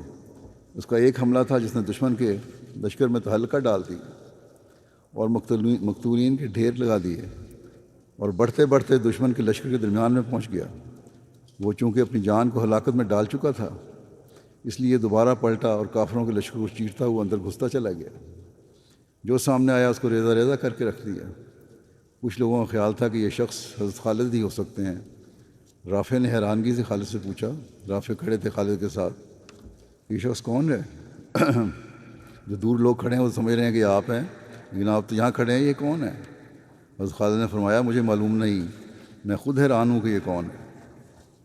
حضرت خالد لشکر کے آگے کھڑے تھے کہ وہی سوار دوبارہ رومیوں کے لشکر سے نکلا۔ رومیوں کا کوئی بھی سپاہی اس کے مقابلے نہیں آ رہا تھا، اور یہ تنہا کئی آدمیوں سے مقابلہ کرتے ہوئے رومیوں کے درمیان لڑ رہا تھا۔ اسی دوران حضرت خالد نے حملہ کر کے اسے کفار کے گھیرے سے نکالا اور یہ شخص لشکر اسلام میں پہنچ گیا۔ حضرت خالد نے اسے کہا تو نے اپنے غصے کو اللہ کے دشمنوں پر نکالا ہے، بتاؤ کہ تم کون ہو؟ سوار نے کچھ نہیں بتایا، پھر جنگ کے لیے تیار ہو گیا۔ حضرت خالد نے فرمایا اللہ کے بندے، تو نے مجھے اور تمام مسلمانوں کو بے چینی میں ڈال دیا ہے، تو اس قدر بے پرواہ ہے، کوئی جان کی پرواہ نہیں تجھے، لڑتا چلا جا رہا ہے، آخر تو کون ہے؟ حضرت خالد کے اصرار پر اس نے جواب دیا کہ میں نے نافرمانی کی وجہ سے اعراض نہیں کیا، کسی نافرمانی کی وجہ سے میں نہیں چھپا رہا اپنے آپ کو، یہ نہیں کہ میں نافرمان ہوں اس لیے تمہیں جواب نہیں دے رہا، بلکہ مجھے شرم آتی ہے کیونکہ میں مرد نہیں ہوں، ایک عورت ہوں۔ کہ جنگ کے طریقے نہ سیکھے ہوتے تو یہ جنگ اس بہادری سے کس طرح لڑ سکتی تھی؟ وہ عورت بھی اس بہادری کا نمونہ دکھاتی تھی، اور عورتیں اس طرح بہادری کا نمونہ دکھاتی تھیں۔ کہنے لگی مجھے میرے درد دل نے اس میدان میں اتارا ہے۔ خالد نے پوچھا کہ کون سی عورت؟ اس عورت نے عرض کیا کہ زرار کی بہن خولہ بنت ازور ہوں۔ بھائی کی گرفتاری کا پتہ لگا تو میں نے وہی کیا جو آپ نے دیکھا۔ حضرت خالد نے یہ سن کر کہا کہ ہم سب کو متفقہ حملہ کرنا چاہیے، اللہ سے امید ہے کہ وہ ضرار کو قید سے رہائی دلا دے گا۔ حضرت خولہ نے کہا کہ میں بھی حملے میں پیش رہوں گی۔ پھر خالد نے بھرپور حملہ کیا، رومیوں کے پیر اکھڑ گئے اور رومیوں کا لشکر تتر بتر ہو گیا۔ حضرت رافع نے شجاعت کے جوہر دکھائے۔ مسلمان ایک بار بھرپور حملے کے لیے تیار ہوئے تھے کہ اچانک کفار کے لشکر سے کچھ سوار اس طرف تیزی سے امان مانگتے ہوئے آ گئے۔ ان میں سے کچھ لوگ ٹوٹ کے مسلمانوں کے پاس آئے کہ ہمیں امان دے دو۔ حضرت خالد نے فرمایا ان کو امان دے دو، اور فرمایا میرے پاس لے آؤ۔ پھر خالد نے ان سے پوچھا کہ تم لوگ کون ہو؟ انہوں نے کہا ہم روم کے فوج کے لوگ ہیں اور حمص کے رہنے والے ہیں اور صلح چاہتے ہیں۔ حضرت خالد نے فرمایا کہ صلح تو حمص پہنچ کر ہی ہوگی، یہاں پر قبل از وقت ہم صلح نہیں کر سکتے، البتہ تم کو امان ہے، جب اللہ فیصلہ کرے گا اور ہم غالب آئیں گے تب وہاں پر بات ہوگی۔ ہاں یہ بتاؤ کہ ہمارے ایک بہادر جس نے تمہارے سردار کے لڑکے کو قتل کیا تھا، اس کے متعلق تم کو کچھ معلوم ہے یا نہیں؟ انہوں نے کہا شاید آپ ان کے متعلق پوچھتے ہیں جو ننگے بدن تھے اور جنہوں نے ہمارے بہت سے آدمیوں کو مارا اور سردار کے بیٹے کو قتل کیا تھا۔ خالد نے فرمایا ہاں وہی ہے۔ انہوں نے کہا جس وقت وہ قید ہوئے اور وردان کے پاس پہنچے تو وردان نے جو ان کا سردار تھا رومیوں کی فوج کا، اس کو 100 سواروں کی جمعیت میں حمص روانہ کیا تاکہ بادشاہ کے پاس پہنچایا جائے۔ یہ سن کر خالد بہت خوش ہوئے اور حضرت رافع کو بلا کر فرمایا کہ تم راستوں کو اچھی طرح جانتے ہو، اپنی مرضی کے جوانوں کو لے کر حمص پہنچنے سے پہلے حضرت ضرار کو چھڑاؤ اور اپنے رب کے ہاں اجر پاؤ۔ حضرت رافع نے 100 جوانوں کو چن لیا اور ابھی جانے ہی والے تھے کہ حضرت خولہ نے منت سماجت کر کے حضرت خالد سے جانے کی اجازت حاصل کر لی اس فوج کے ساتھ بھی، اور سب لوگ حضرت رافع کی سرکردگی میں حضرت ضرار کی رہائی کے لیے حمص روانہ ہو گئے۔ حضرت رافع تیزی سے چلے اور ایک مقام پر پہنچ کر آپ نے اپنے ساتھیوں سے کہا کہ خوش ہو جاؤ کہ دشمن ابھی آگے نہیں گیا، اور وہاں پر اپنے ایک دستے کو چھپا دیا۔ یہ لوگ اسی حالت میں تھے کہ غبار اڑتا ہوا دکھائی دیا۔ حضرت رافع نے مسلمانوں کو چوکنا رہنے کا حکم دیا۔ مسلمان تیار بیٹھے تھے کہ رومی پہنچ گئے۔ حضرت ضرار ان کی قید میں تھے اور درد بھرے لہجے میں اشعار پڑھ رہے تھے کہ اے مخبر، میری قوم اور خولہ کو یعنی میری بہن کو یہ خبر پہنچا دو کہ میں قیدی ہوں اور مشکوں میں بندھا ہوا ہوں۔ انہیں اپنی بہن کی جرأت اور بہادری کا بھی یہ پتہ تھا کہ میری بہن کو پتہ چل گیا تو یقیناً آئے گی اور بغیر کسی خوف کے میری آزادی کی تدبیر کرے گی۔ شام کے کافر اور بے دین میرے گرد جمع ہیں، انہوں نے شعر پڑھ رہے تھے اور تمام زرہ پہنے ہوئے ہیں۔ اے دل تو غم و حسرت کی وجہ سے مر جا، اور اے جوان مردی کے آنسو میرے رخسار پر بہہ جائے۔ یہ شعر تھے ان کے، افسوس کر رہے تھے اپنی حالت پر کہ میں قید ہوں اور یہ لوگ زرہ پہنے ہوئے آزاد ہیں۔ یہ شعر پڑھ رہے تھے۔ حضرت خولہ نے زور سے آواز دی کہ تیری دعا قبول ہو گئی، اللہ کی مدد آ گئی۔ یہ شعر آواز پہنچی حضرت خولہ کو تو انہوں نے وہیں سے زور سے چلا کر کہا کہ اللہ کی مدد آ گئی، میں تیری بہن خولہ ہوں۔ اور یہ کہہ کر اس نے زور سے نعرہ تکبیر بلند کیا اور حملہ کر دیا، اور مسلمان بھی تکبیر کہتے ہوئے حملہ آور ہوئے۔ مسلمانوں نے اس دستے پر قابو پا لیا، سب کو قتل کر دیا گیا۔ حضرت ضرار کو اللہ تعالیٰ نے رہائی دلائی، مال غنیمت مسلمانوں کو مل گیا۔ اس طرح حضرت خولہ نے اپنے ہاتھوں سے اپنے بھائی کی رسیاں کھول دیں، سلام کیا۔ حضرت ضرار نے اپنی بہن کو شاباش دی اور خوش آمدید کہا اور خدا کا شکر ادا کیا۔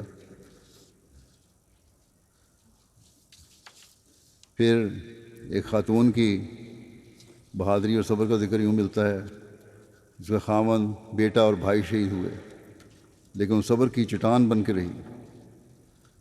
حضرت خلاد کی والدہ حضرت ہند بنت عمر، ان کی والدہ کا نام بھی عمر تھا اور خامد کا نام بھی۔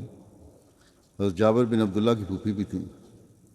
غزوہ احد میں حضرت ہند نے اپنے خامد، اپنے بیٹے اور اپنے بھائی کو شہادت کے بعد اونٹ پر لادا، پھر جب ان کے متعلق حکم ہوا تو انہیں واپس عہد لٹایا گیا اور وہیں عہد میں دفن کیے گئے۔ جب یہ پتہ لگا کہ شہید ہو گئے ہیں تو یہ تینوں کو پہلے مدینہ لانے کے لیے لے کر آئی تھیں، لیکن واپس لے گئیں، اور اس کی تفصیل بھی آگے بیان ہوئی ہے کہ خدا تعالیٰ کی مرضی تھی کہ عہد کے شہداء عہد میں ہی دفن ہوں۔ اس واقعی تفصیل میں لکھا ہے کہ حضرت عائشہ غزوہ احد کے بارے میں خبر لینے کے لیے مدینہ کی عورتوں کے ساتھ گھر سے باہر نکلیں۔ اس وقت پردے کا احکام نازل نہیں ہوئے تھے۔ جب آپ حرہ کے مقام تک پہنچیں تو آپ کی ملاقات ہند بنت عمر سے ہوئی، جو کہ حضرت عبداللہ بن عمر کی ہمشیرہ تھیں۔ حضرت عائشہ اپنی اونٹنی کو ہانک رہی تھی۔ اس اونٹنی پر آپ کے شوہر حضرت عمر بن جموع بیٹھے، حضرت خلاد بن عمر اور بھائی حضرت عبداللہ بن عمر کی نعشیں تھیں۔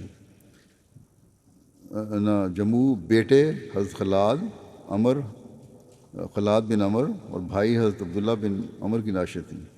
شوہر حضرت عمر بن جموع، بیٹے حضرت خلاد بن عمر اور بھائی حضرت عبداللہ بن عمر۔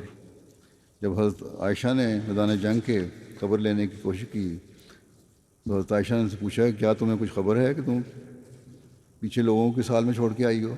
اس پر حضرت ہند نے کہا کہ رسول اللہ صلی اللہ علیہ وسلم بخیریت ہیں اور آپ صلی اللہ علیہ وسلم کے بعد ہر مصیبت آسان ہے۔ جب آپ خیریت سے ہیں تو پھر کوئی ایسی بات نہیں۔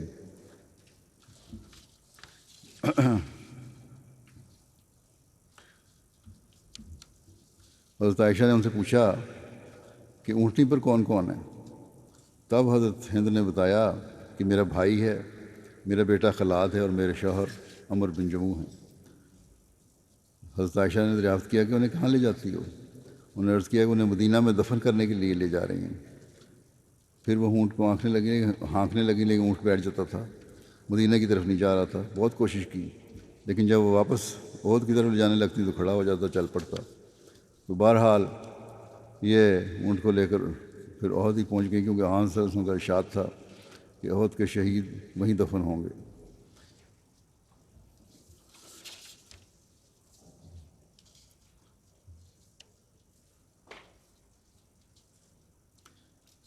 اور اس طرح انہوں نے اپنے خاوند، بھائی اور بیٹے کو وہاں لے جا کر دفن کیا، اور کوئی اس بات کی پرواہ نہیں کی کہ وہ شہید ہو گئے ہیں، بلکہ ان کو یہ خوشی تھی کہ حضرت صلی اللہ علیہ وسلم خیریت سے ہیں۔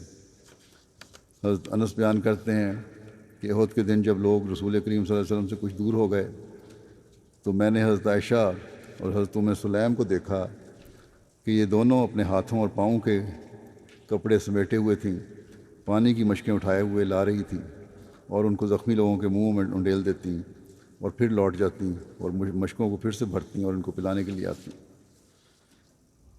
حضرت ربیہ بنت معوذ بیان کرتے ہیں کہ ہم جہاد میں رسول کریم صلی اللہ علیہ وسلم کے ساتھ شامل ہوا کرتی تھیں، پانی پلاتی تھیں، زخمیوں کا علاج کرتی تھیں اور زخمیوں اور مقتولوں کو اٹھا کر مدینہ لاتی تھیں۔ یہ بھی کوئی معمولی کام نہیں ہے۔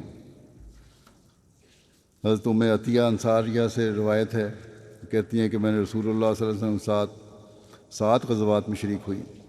میں ان کے پیچھے ان کے پڑاؤ میں رہتی اور ان کے لیے کھانا بناتی اور زخمیوں کی مرہم پٹی کرتی اور بیماروں کی خدمت کرتی تھی۔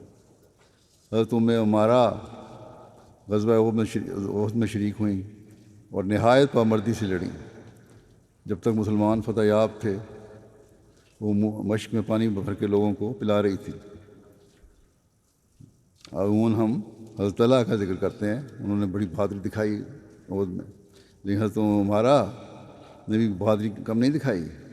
لکھا ہے کہ جب شکست ہوئی، جو عارضی شکست تھی، جب جنگ کا پانسا پلٹا تو حضور صلی اللہ علیہ وسلم کے پاس پہنچیں اور سینہ سپر ہو گئیں۔ کفار جب آپ پر بڑھتے تو تیر اور تلوار سے روکتی تھیں۔ حضور اکرم صلی اللہ علیہ وسلم خود بیان فرماتے ہیں کہ میں نے احد میں ان کو اپنے دائیں اور بائیں لڑتے ہوئے دیکھا۔ اس کی گواہی آپ صلی اللہ علیہ وسلم نے خود دی کہ حضرت عمارہ میرے دائیں بائیں لڑ رہی تھیں احد میں۔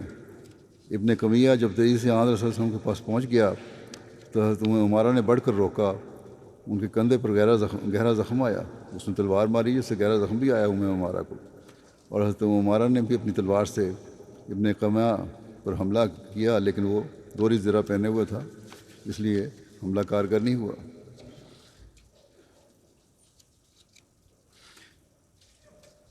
حضرت مسلم موعود نے ان عورتوں کی تاریخ بیان کرتے ہوئے بیان کیا خطبے میں کہ ایک عورت رسول کریم صلی اللہ علیہ وسلم کی خدمت میں حاضر ہوئی اور عرض کیا کہ کیا مرد ہم سے زیادہ خدا تعالیٰ کے مقرب ہیں کہ وہ جہاد میں شامل ہوں اور ہم شامل نہ ہوں؟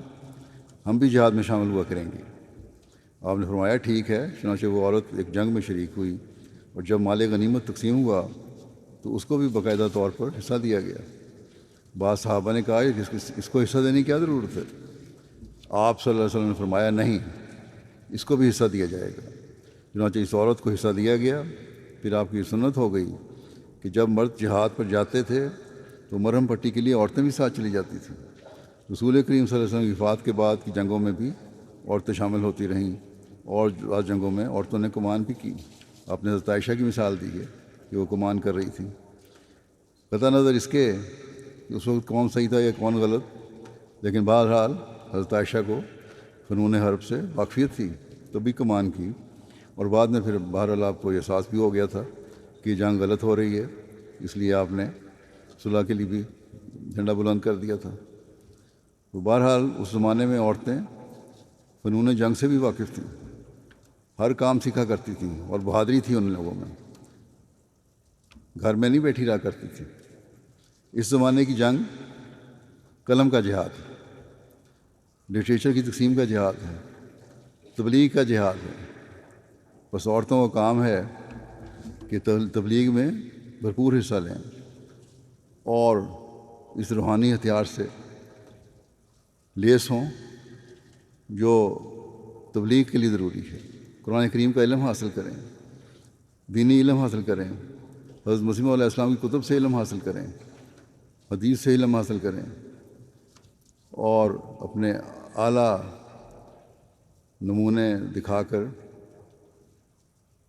اپنی حالتوں کو اسلام کی تعلیم کے مطابق بنائیں، تبھی اسلام کی خدمت کر سکیں گی۔ بس یہ جائزے لینے کی ضرورت ہے کہ صرف دنیا کے پیچھے چلنا ہے ہم نے، یا ہم نے اپنے عہد کو ہی پورا کرنا ہے۔ اور ہمیشہ یاد رکھیں کہ کسی بڑے مقصد کو حاصل کرنے کے لیے قربانیاں کرنی پڑتی ہیں۔ کچھ یہ کہ چھوٹی چھوٹی باتوں پر اب کہیں کہ ہم یہ کیوں کریں اور وہ کیوں کریں۔ قربانیاں کریں، اپنے حیا کا خیال رکھیں، اپنے لباس کا خیال رکھیں، دین کی تعلیم کا خیال رکھیں، اور اپنے عہدوں کو نبھانے کی کوشش کریں۔ ہمیشہ یاد رکھیں، اور اس میں کسی کمپلیکس میں، کسی احساس کمتری میں مبتلا ہونے کی ضرورت نہیں کہ اسلام پہ تعلیم پر عمل کر کے ہمیں یہ دنیا دار کیا کہیں گے۔ ہم نے ان دنیا داروں کو اپنے پیچھے چلانا ہے اور اپنی مثالوں سے انشاءاللہ تعالیٰ اس ملک میں اسلام اور احمدیت کا جھنڈا لہرانا ہے۔ اللہ تعالیٰ اب سب کو اس کی توفیق عطا فرمائے۔ اب دعا کر لیں۔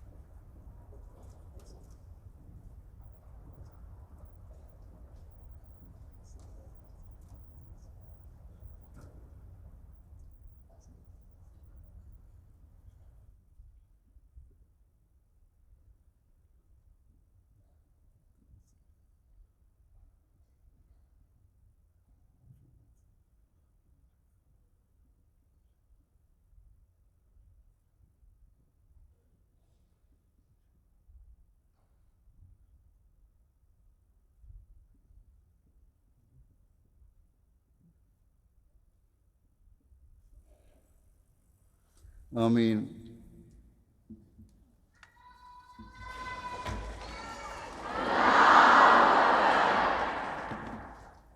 ہاں جی بچیوں جلدی کرو جو کرنا ہے۔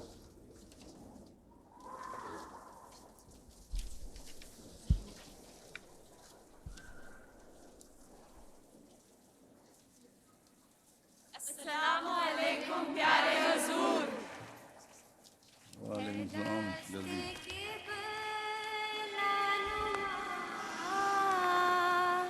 لا الہ الا اللہ ہے درد دل کی دوا،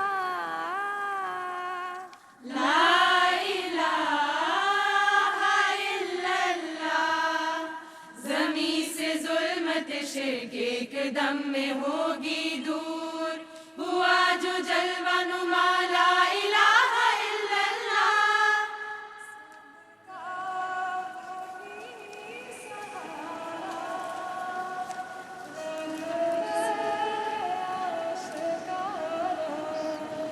ہم کو وہی پیارا دلبر وہی ہمارا نہیں گزارا غیر اس کے جھوٹ سارا یہ روز کر مبارک سبحان غیرانی للہ دعوک یا امام العالمین انت السبوق وسید الشجعان انظر الی برحمت وتحنن یا سیدی انا احقر الغلمان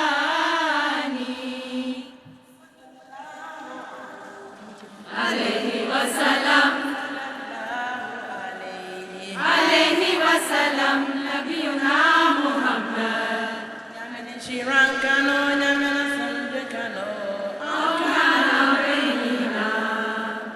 نبوت کے جس قدر بھی کمال وہ سب جہاں ہے آپ میرا محال صفات جمال اور صفات جلال ہر ایک رنگ ہے بس عظیم المثال لیا ظلم کا آپ سے انتقام علیک الصلاۃ علیک السلام علیک الصلاۃ علیک السلام Yansın ya Resulallah İçi aşk şerbetini Kansın ya Resulallah dünyada yoktur eşi Resullerin kardeşi iki cihan güneşi Sensin ya Resulallah تیری محبت میں میرے پیارے ہر ایک مصیبت اٹھائیں گے ہم مگر نہ چھوڑیں گے تجھ کو ہرگز نہ تیرے در پر سے جائیں گے ہم تیری محبت کے جرم میں ہاں جو پیس بھی ڈالے جائیں گے ہم تو اس کو جانیں گے عین راحت نہ دل میں کچھ خیال لائیں گے ہم مسیح دنیا کا رہنما ہے غلام احمد ہے مصطفیٰ ہے بروز اکتاب و انبیاء ہے خدا نہیں ہے خدا نما ہے جہاں سے ایمان اٹھ گیا تھا فریب و مکاری کا تھا چرچا فساد نے تھا جمایا ڈیرا وہ نقشہ اس نے الٹ دیا ہے ہے دنیا چوکھی ڈاڑھی تھا پل پل ہے دشوار حفظ کی عشق صحیفے چوں میں سو گلا دی گل کئی دنیا لکھ تکلیفاں دے رکھ قبلہ یار دے بل Deus prometeu ao Messias que todo mundo saberá sua mensagem. Deus prometeu ao Messias que todo mundo saberá sua mensagem. Através da MTA, através da fé, Deus acabou por cumprir a profecia. ای خدا ای چاره ای آزار ما ای علاج گریه های زار ما ای تو مرهم بخش جان ریش ما ای تو دلدار دل غم کش ما از کرم برداشتی اربار ما و از تو اربار و بر اشجار ما خدایا ہمیں اپنی راہ دکھا دے آقا کی آنکھوں کی ٹھنڈک بنا دے قدم ہم نے رکھا ہے اس درسگاہ میں ہمیں علم کے زیوروں سے سجا دے تبلیغ دین کی مشن ہو ہمارا دل جیتنے کا ہنر بھی سکھا دے Delbelola islamoye anim fambo silula Nsina lori ke lulu faraman sariulu la sangokono Menna balwa mu melon niladino silo lekan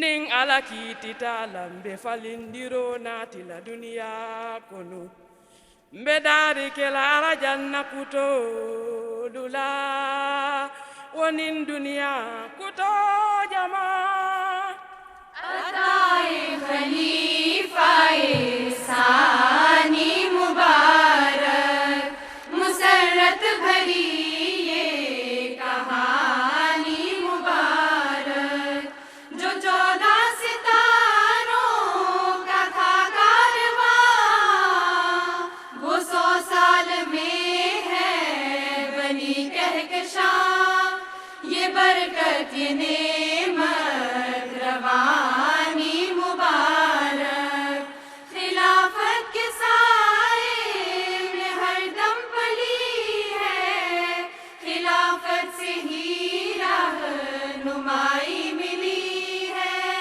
خلافت کی یہ مہربانی مبارک وہ 100 سال کی شادمانی مبارک خدا کرے سجود کا سرور بھی نصیب ہو خدا کرے کہ لذت قیام بھی ہمیں ملے ہمارے ہر عمل میں عکس ہو مسیح پاک کا فدائیان مصطفیٰ کا نام بھی ہمیں ملے خدا کرے کہ صحبت امام بھی ہمیں ملے یہ نعمت خلافت مدام بھی ہمیں ملے. In einer Welt voller Streitigkeit kommt Asur und sorgt für Einigkeit.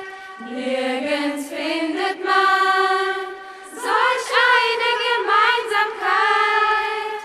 Die Welt hat ihren Gott verloren, Tugend und Werte sind verdorben, Spiritualität und Glauben sind gestorben. Doch siehe da, der Messias kam. Oh, wie glückselig sind wir doch, dass dann das Khilafat folgte und der Fortschritt der Jamaat stets folgte. Marhaba, Sad Marhaba, Amir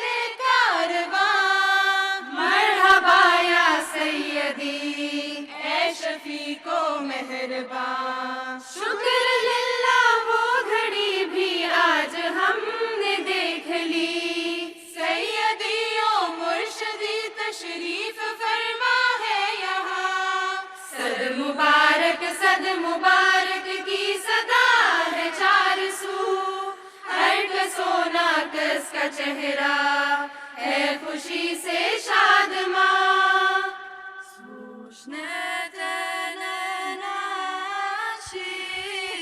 Allah namni kaja inni maka ya masrur Od Allah izbraniyat namagdi preska janiyat Hazreti ya masrur Nashiyot hazur Hazreti ya masrur Nashiyot hazur Inshallah, amen. Inshallah, amen. Amen. Inshallah, amen. Yashan yasi wa Burkina Faso, Burkina Faso. Yashan yasi si wa Pakistan maimu. Yashan yasi wa Bangladesh maimu.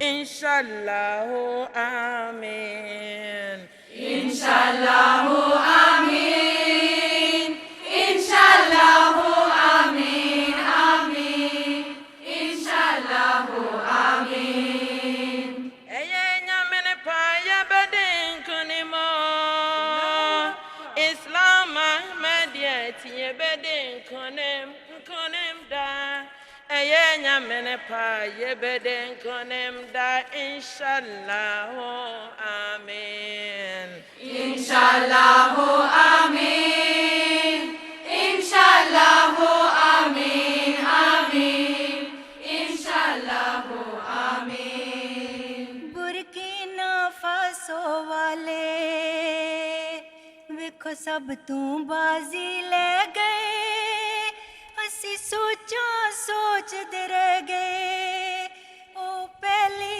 صف وچ بہ گئے اطاعت دا ٹھیٹھ نمونہ تے خلافت دے فدائی بیعتی کی ایک شرط انہوں نے پوری کر وخائی لا الہ الا اللہ دا ورد زبان تے جاری جانا دا نظرانہ دیتا سب نے واری واری بنگلہ دیش دے ظالم نے ظلم دی حد مکائی جلسہ گاہ تے حملہ کیتا کر اگ ولائی کفر دے فتوے لائی تے ایمان بھی تکڑی تولے سلام نہ دی جرت نو ذرا بھی نہ ڈولے پہاڑاں ورگے حوصلے آتے آج ذرا نہ آئی اے پاک جماعت سونے رب کس مٹی نال بنائی کس مٹی نال بنائی Burkina Faso Zindabad Bangladesh Zindabad Pakistan Zindabad Russia Academy Deutschland Zindabad La ilaha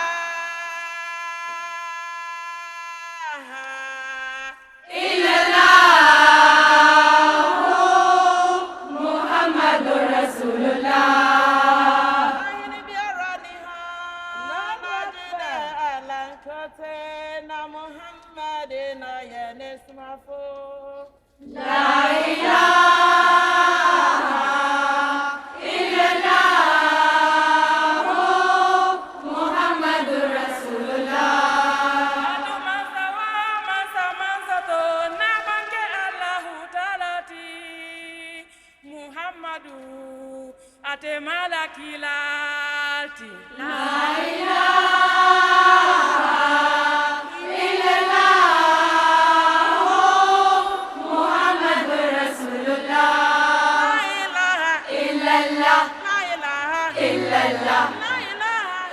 السلام علیکم ورحمۃ اللہ. نعرہ